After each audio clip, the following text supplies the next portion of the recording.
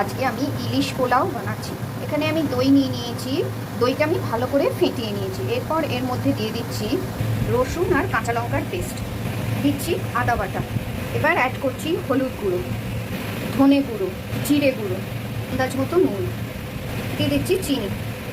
খুব ভালো করে এই মশলাটা আমি মিক্স করে নেব। এর মধ্যে দিয়ে দিচ্ছি পেঁয়াজ বাটা। ইলিশ মাছগুলো এতে দিয়ে ভালো করে ম্যারিনেশন করে রেখে দেবো আধ ঘন্টা। আমি একটু ভেজে নিচ্ছি। মাছ ভাজার তেলে দিয়ে দিচ্ছি আস্ত গরম মশলা। যে মশলাটা দিয়ে মাছটা ম্যারিনেট করেছিলাম সেইটা দিয়ে দিচ্ছি। ধুয়ে রাখা বাসমতি চাল দিয়ে দিচ্ছি।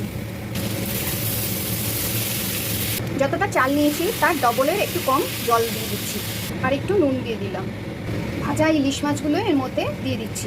ওপর থেকে দিয়ে দিচ্ছি বেরেস্তা, কাঁচা লঙ্কা। কিছুক্ষণের জন্য এটা আমি এবারে ঢাকা দিয়ে দেবো। ইলিশ পোলাও রেসিপিটা আমার কমপ্লিট।